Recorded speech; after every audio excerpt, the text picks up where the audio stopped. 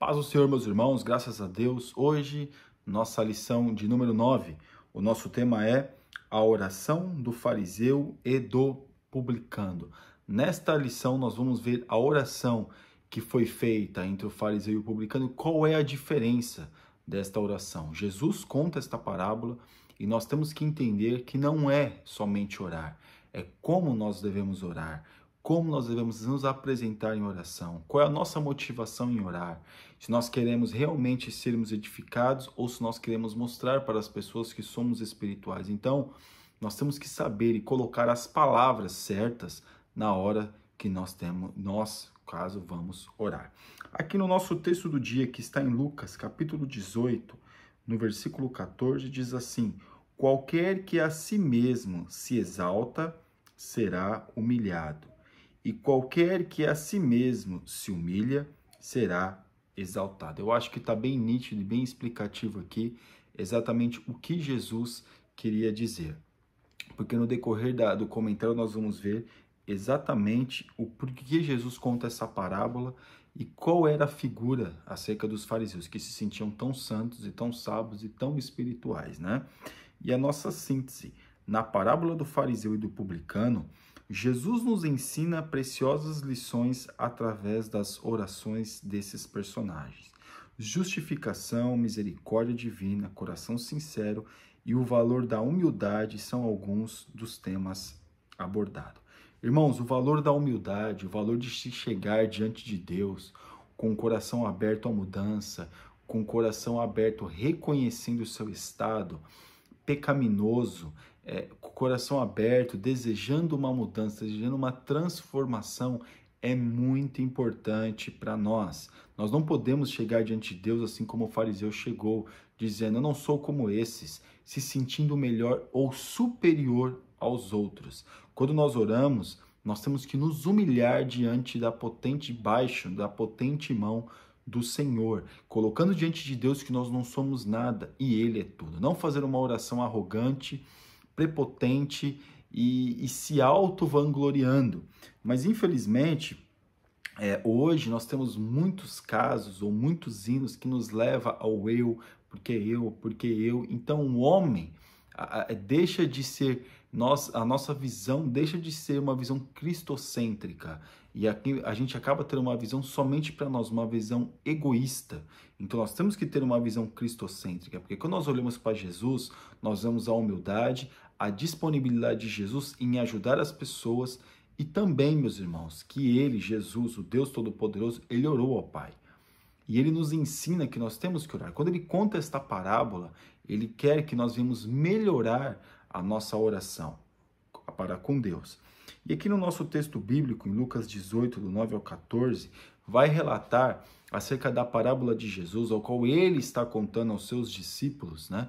Ele está contando para os discípulos, ou algumas pessoas que estivessem ali também presente, acerca do fariseu e do publicano. Ele diz, olha, e no final ele diz, olha, quem saiu justificado? Quem saiu justificado, meus irmãos, é aquele que se humilha. Aquele que busca justificação, aquele que quer a melhora. Agora, aquele que acha que está tudo bem, que se acha superior, muito espiritual, como nós vemos nas igrejas ainda hoje, pessoas que se acham muito espirituais, eu não posso, meu Deus, eu não pego na mão. Irmãos, nós não somos nada. Nós não somos nada. Ninguém é melhor do que ninguém. E ainda a Bíblia diz, aquele que está em pé, olhe para que não caia. Se nós estamos bem espiritual hoje, o nosso irmão não está tão bem assim, não devemos criticá-lo, nós devemos orar uns pelos outros. E aqui na nossa introdução, as parábolas eram amplamente utilizadas por Jesus para ensinar verdades acerca do reino de Deus.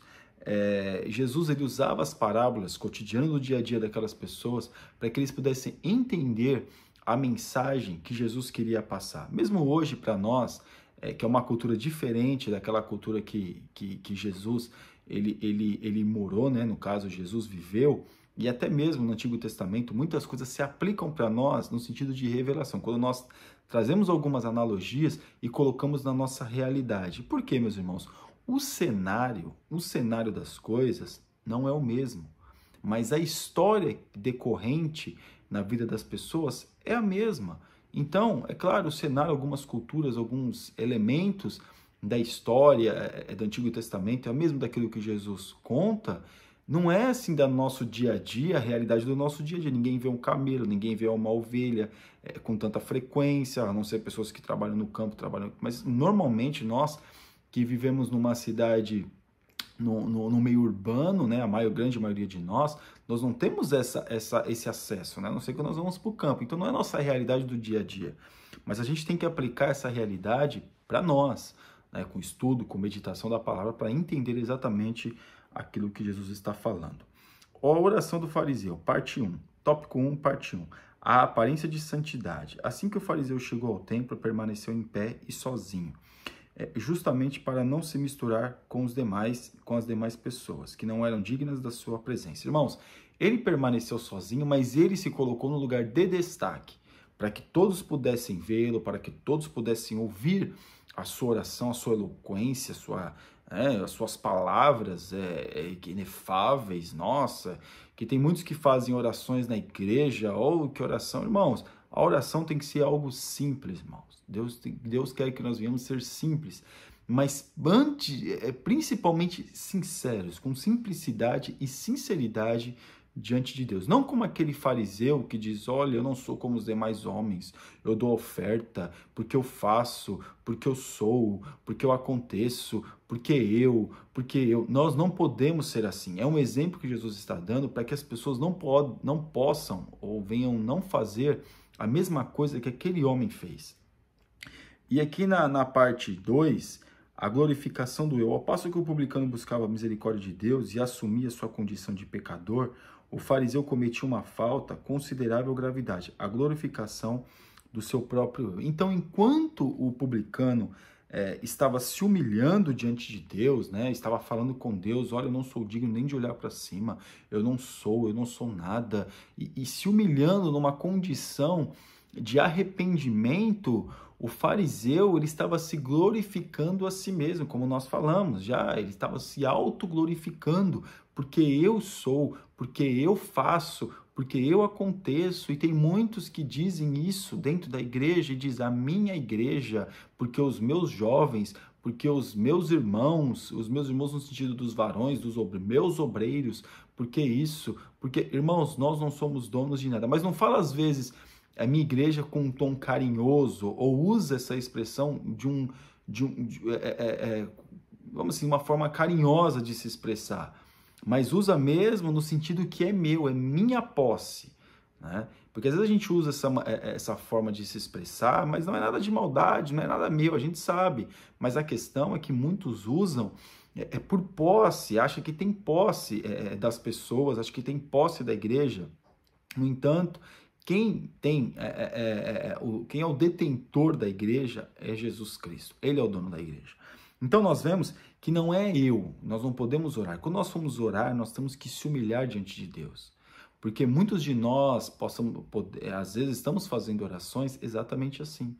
Ah, Senhor, eu não posso me contaminar, eu não posso trabalhar naquele lugar, eu não posso fazer tal coisa. Claro, tem lugares que a gente vai trabalhar que Deus vai tirar nós, mas a gente se acha superior àquelas pessoas. Muitas vezes a gente tem esse ar de superioridade e, no entanto, nós não somos nada, meus irmãos. Somos sujeitos aos mesmos pecados e às mesmas paixões das pessoas. Será humilhado. A oração do fariseu foi, se considerarmos o número de palavras 7 vezes mais extensa do que ao do publicano. Então, ele foi mais estendido no sentido de se autopromover, né? Nós nunca podemos fazer uma oração se autopromovendo, irmãos. Nós temos que ser sinceros diante de Deus. Porque Deus, quando Ele ora para nós, Ele ora de dentro para fora. E a questão aqui, quem é humilhado é aquele que se auto-vangloria. E aqui a gente vê exemplo de Nabucodonosor, de Amã, de Absalão, entre outros, né? Que a lição citou alguns desses, quando Nabucodonosor, meu reino, porque olhou para o meu reino, e o profeta disse, olha, o seu reino vai passar, e ele ficou lá 7 tempos, ficou como um animal, e entendeu, aí a Bíblia não vai dar mais detalhes, mas a gente entende ali, que ele entendeu a questão da soberania de Deus e com certeza ele se humilhou. Mas aquele que se humilha vai ser exaltado. E aquele que se exalta será humilhado. Isso é de fato, irmãos, mas dia ou menos dia as pessoas vão ser humilhadas, infelizmente. No tópico 2, a oração do publicano. Sou um pecador. Né? O publicano, como nós vemos os relatos, né? Eles eram pessoas indesejáveis na sociedade ali, naquele momento de Jesus, quando Roma dominava. Por quê? Porque eles eram pessoas contratadas para cobrar impostos, eram pessoas de nacionalidade ali, daquele povo ali, no caso os judeus, naquele momento. Eles eram pessoas que eram contratadas para cobrar impostos, para trazer impostos para os romanos, porém, eles tinham o salário deles e além do salário deles, eles pegavam uma parte a mais. Eles sempre cobravam a mais do povo. E o povo, claro, sabendo disso, sabendo dessa corrupção dos publicanos, não gostavam deles. Assim como hoje o povo brasileiro está tendo aversão a políticos, né? Aversão a políticos, né? Não gosta dos políticos, porque político é ladrão. A gente tem esse linguajar ou esse slogan, né? O brasileiro tem: todo político é ladrão. Sabe? A gente sabe que nem todo mundo age da mesma forma, mas infelizmente na sua grande maioria tem sido assim. Mas no caso, nós vemos que o publicano era visto como um corrupto, mas mesmo assim nós vemos que ele se humilhou, ele entendeu, ele aceitou, né? Claro, na parábola de Jesus contando a parábola de um homem que dificilmente se arrependeria de alguma coisa. Jesus conta que é possível sim um homem desse tipo ou desse nível se arrepender. Nós vemos Mateus sendo um discípulo de Jesus, e Mateus era um homem que se a gente for ver a história, foi um homem que teve um pouquinho de desconfiança das pessoas. Porém, ele, claro, se regenerou, buscou a Deus, né? E nós vemos também a história de Zaqueu, ou seja, é possível qualquer tipo de pecado, a pessoa orar com muita humilhação, vai alcançar sim o arrependimento, vai alcançar sim a redenção diante de Deus. Justificados por Deus, né? Nós vemos a oração do fariseu, ele se auto-justifica, ele se coloca numa condição de se justificar. No entanto, quem nos justifica é o próprio Deus, a partir do momento que nós colocamos diante dele todo o nosso ser, toda a nossa vida, toda a nossa condição pecaminosa, as nossas tentações, os nossos pecados, as nossas iniquidades, o desejo do nosso coração, quando nós colocamos diante de Deus, né? Será exaltado. O pobre homem chegou diante de Deus com humildade, reconheceu a sua condição pecaminosa. Ou seja, quem chega exaltado, sai humilhado. Mas quem chega humilhado, sai exaltado. Mas não sai exaltado por si mesmo, mas quem exalta é o próprio Deus. De que forma? Vendo que a pessoa reconheceu o seu estado pecaminoso e renova aquela pessoa, transforma aquela pessoa e dá uma nova realidade para aquela pessoa. E a nossa conclusão, que diz assim: ao estudarmos as orações presentes na parábola do fariseu e do publicano, podemos perceber duas grandes verdades: o quanto as aparências enganam e quão maravilhosa é a misericórdia de Deus por nossas vidas. Que possamos, ao orar, buscar o Senhor com integridade e sinceridade, confessando nossas falhas, aceitando os sacrifícios de Cristo e com alegria celebrar a oportunidade que nos é dada em ser chamados filhos de Deus. Então, nessa lição, meus irmãos, que nós possamos guardar e entender que Deus, o Deus Todo-Poderoso, é aquele que conhece a nossa vida. Não adianta a pessoa chegar humilhada, querendo, vamos dizer assim, transparecer um lado espiritual. Eu sou espiritual, porque eu sou espiritual, e que querer fazer orações e querer falar de coisas. Irmãos, Deus conhece a nossa vida. Amém? Que Deus abençoe os irmãos, em nome de Jesus. Você ainda que não é inscrito no nosso canal, está convidadíssimo a se inscrever, e que Deus te abençoe. Fique na paz.